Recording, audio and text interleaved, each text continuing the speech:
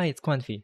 You know how some artists' process is like paint a bunch of random shapes and then do the rest of the freaking piece? Well, it looks amazing, right? So I thought I'd just try that. The problem is I kind of forgot to record the start of the entire process. But at least after that, I remembered to record the entire process. So in the background, there's like a little speed paint going on. It's at 66 times speed, which is a lot. And that equates to about 11 hours that was spent on this piece over roughly 2 weeks. Although it really was more like 15 if you include all the time I just stared at the references, not knowing what I'm doing, or all of the sorts of mini breaks that I took, or just redrawing the face over and over, which I had to do, and you guys don't see it because it's cut out. Yeah, I really struggled with the face. I had to redraw it like 3 or 4 times, and it's not even redrawing in this case, because it's more like just repainting. Painting a face just from nothing, it turns out it's really difficult. Let me talk about why I wanted to do this. Look, I love sketching, I love lines. Lines are really nice. Doing really nice sketches, it feels really good, it's really satisfying. But I felt that my sort of volumetric or 3D understanding of things was a bit lacking. Or just, how to paint things that look real and fit in the scene that they're in. I felt that that's been felt that I haven't really been able to do it that well. So a lot of the practice that I did before I did this piece was just all painting without any sort of drawing. And this was sort of the combination of all of that practice. Now, if you see a little face cam appearing on the corner of the screen there, that's because that's when I started streaming on Twitch. I stream with a face cam for some reason. Anyway, obligatory link on screen. Uh, I did feel like this process was way more direct, I guess you could say. The piece, sort of the idea of it at least, comes together a lot quicker, especially since you're putting down colors first. So it's a bit like more satisfying, I guess. And I do like that because sometimes when I sketch something, I still have zero idea what the piece is actually gonna look like at the end. Like with this, I'm forced to sort of tackle that problem very early on. I know a lot of artists do a mix of like little rough sketches first, then immediately go into colors, then clean out everything from there. And that's likely where I might land in the future. But for now, I do want to just keep painting because I really do want to try and train that skill, as difficult and as difficult as that may be. But first, let me talk about why this character is Fairy from Grand Blue Fantasy. I believe it's her SSR art rather than her base art. I don't know. I don't actually play Grand Blue. I played the fighting game when it came out.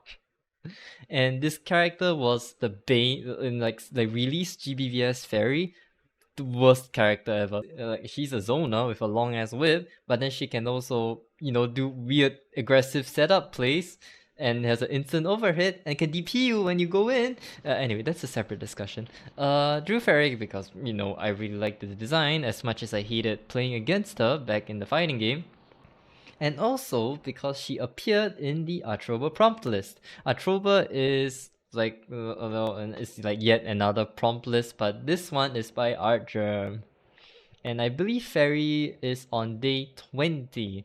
I finished this piece on the 9th, and I'm recording this on I'm recording this voiceover on the 11th, so the video's probably gonna come out before I even post the piece on like Insta, whatever. It's gonna be weird. Anyway, I like the character. It was really the only one that interested me in that whole list, so I'm just gonna pick and choose what I want to draw. So this video really is just me going over some notes, some things that I learned or found out or just randomly thought of while I was doing this. First of all, Makubuchi released like a video recently about clothing folds. Insanely helpful. I mean the clothing folds that I painted here weren't really the best, I think, but they were certainly a heck of a lot better than I did before. Well, Makubuchi just always makes like the best tutorials. Like, if you haven't watched that video, like please do. It's great. Next is blending brushes. For whatever reason, I just been resisting using them. I just been I guess against using blending brushes for whatever reason, or in Photoshop mixer brushes, but I use CSP. Yeah, but yeah, I haven't been using them like at all for like years now, and only like just for this piece did I start to do that, and holy crap, does it save a lot of time. I use them like really extensively on this one.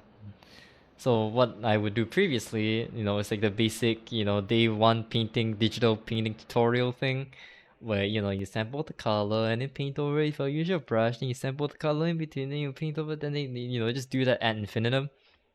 But there's a lot of issues with that.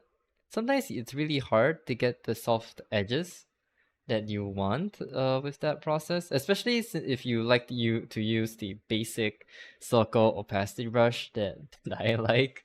I tried a lot of texture brushes, but none of them really behaved like what I wanted them to do. Like if you use flow, like if you use the flow setting on Photoshop, for example, sometimes it leads to the colors bleeding a lot.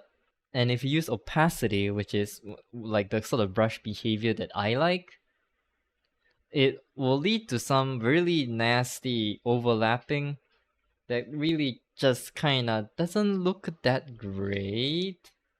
Like I know most people probably won't zoom in that closely to see all that gnarly stuff, but it's like while I'm working on it and I am zoomed in, I like it to at least be nice when I'm seeing it. So what I did is I just took the basic blend brush from CSP.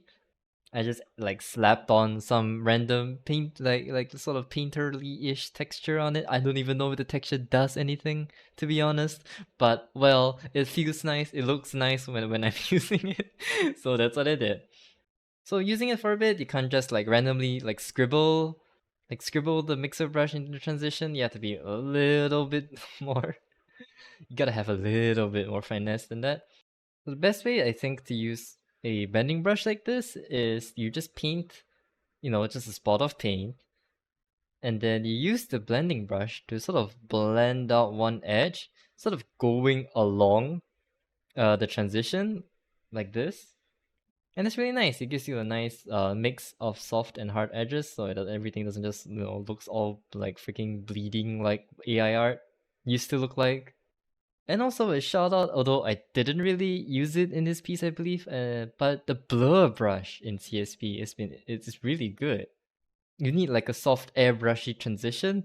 I honestly I don't know what's wrong with me. Maybe it's my fault. Maybe it's because maybe because my Wacom settings is like really sensitive. Oh, my brushes are really sensitive to like the small changes in pressure. But I couldn't really get nice transitions with airbrush without like a lot of work. Well, blur brush solves literally everything. Hey, look at that. It's so nice. And lastly, uh, pay attention to the design when you draw these kind of thing. You might have seen it already in like the background speed paint, but I had to redraw, I guess, like redraw in quotes, of course, like repaint, I guess, several parts of the design a few times. I had to repaint the some parts of the outfit, like the whip or the skirt, like because I just got it wrong the first time I saw it, which it's a little bit annoying. The worst part is like repainting it is fine, but then I only have like a limited amount of like energy or willpower to work on a piece, and redoing things really drains it quite quickly. And my last little note that I have here is on just productivity. It turns out recording the entire process, I don't know, it sort of puts like a little bit of pressure on me. It's like working in like a public library, It's like nobody's really watching you, but it always feels like people are watching you. So it's like you feel a little bad about watching YouTube for 7 hours on end, like I usually do. But yeah, those were the sort of the things that were notable to me when I worked on this piece. I'm actually quite happy with how it turned out. Like it turned out a lot better than I thought it would be, to be honest. Also, if you have any suggestions on what character I could possibly draw next, feel free to let me know as well. I'm always struggling. I'm one of those artists that never has anything to draw, which kind of sucks. And I'll see you next time. Bye bye.